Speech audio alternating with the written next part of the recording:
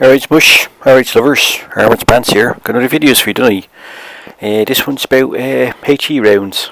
And when you should use them, when you shouldn't use them and all that. They get a bit of bad rep, don't they? I mean, like a lot of people, they don't use them very much. And some people don't even have them loaded up, right, do they? But well, recently I've been using them quite a lot, and there's a lot of advantages to it, isn't it? So first thing I say is this is not about like if you're driving a Borsig or like a KV2 or something, and HE rounds are kind of your standard fare. Now this is like when you're just driving a normal tank, isn't it? When you should use HE rounds and the advantages that you can have, you know. First thing you got to know is that it's like got to know your tank, don't you? Got to know your gun. Got to know your pen rates, because HE by its very nature has much lower penetration than normal rounds.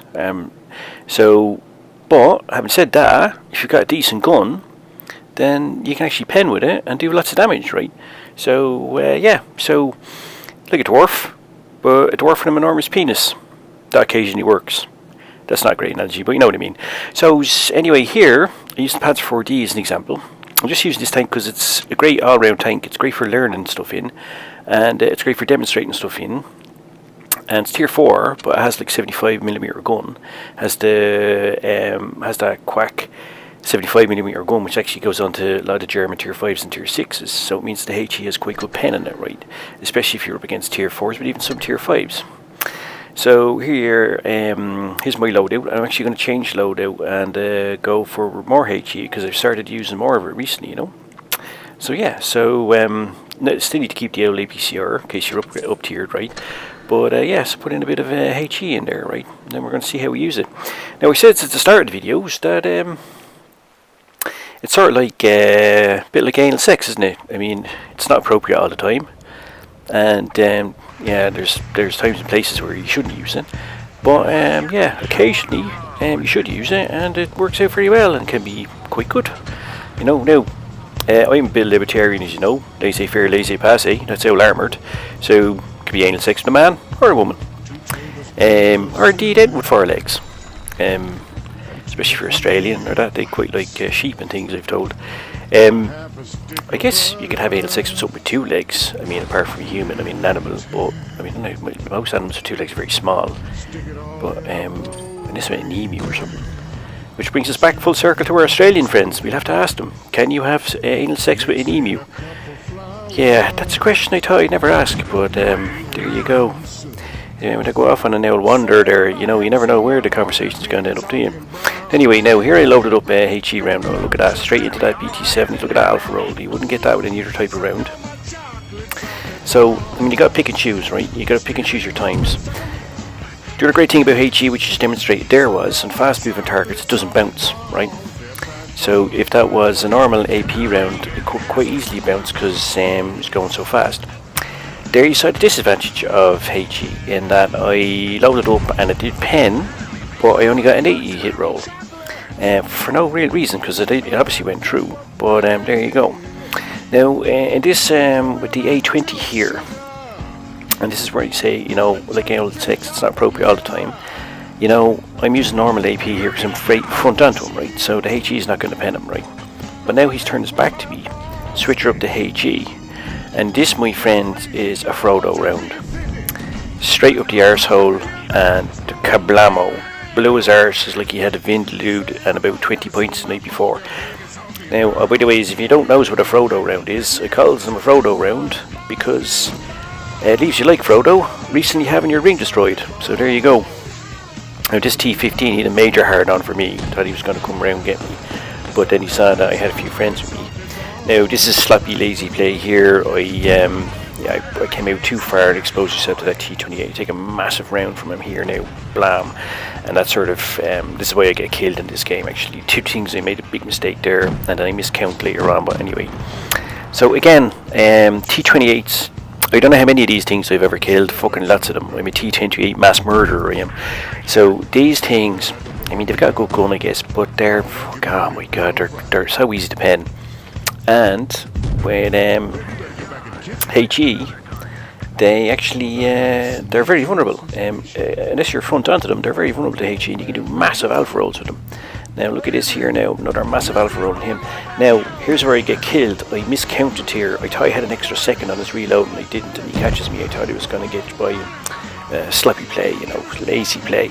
But actually the fact that I get killed here, and you'll actually see I finish top of the game and I do over 1500 damage. And I actually got killed before the last 2 Kanks were killed, so it just shows you the advantages of HE. I mean, I wasn't showing this game to show particularly marvellous play, I was showing it to illustrate when you should use HE, or when you can use HE, and when not. By the way, the rest of this game is really fucking boring, right?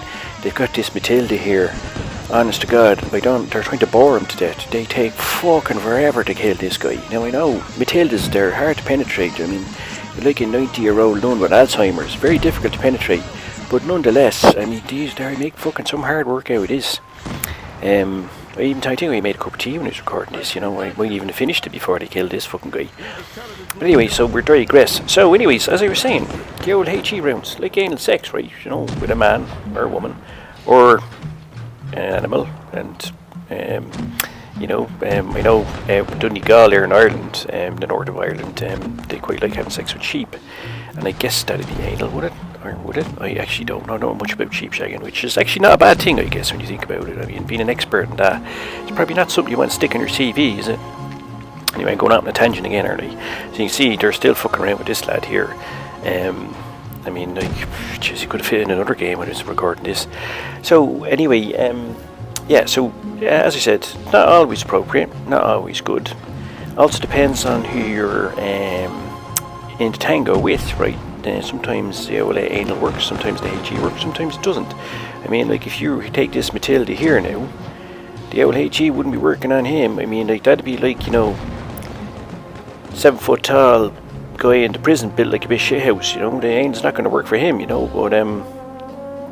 gotta pick and choose, don't you? So, so the old HE, as you can see, you gotta use it when appropriate, right?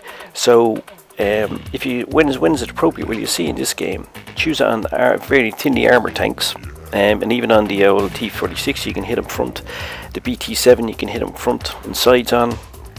BT-7 artillery you saw, and even on the A-20, which has decent armour actually on the front and the back of it for a light tank. The HE works well, right?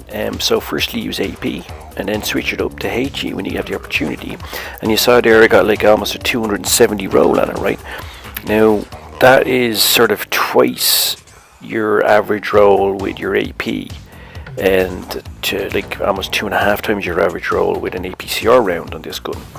So if you do that pro rata, like going up to tiers, you'll see that it can really help you with your damage and stats, and help take other guns out of the game quicker.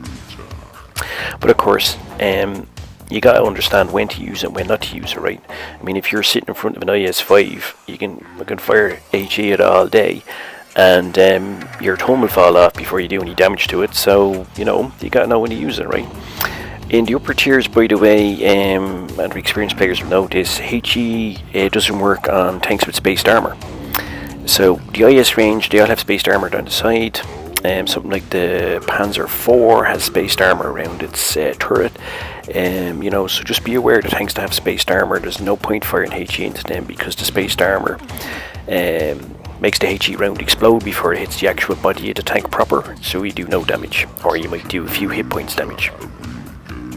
It's not illustrated in this game, but another good time to use HE is if you have a very low hit point opponent and you can't get a clear shot on them to something that you can pen, but you can see, let's say, the top of them or the edges of them. If you fire a HE round into them, the damage from that, even though it's a very small percentage, will actually kill him.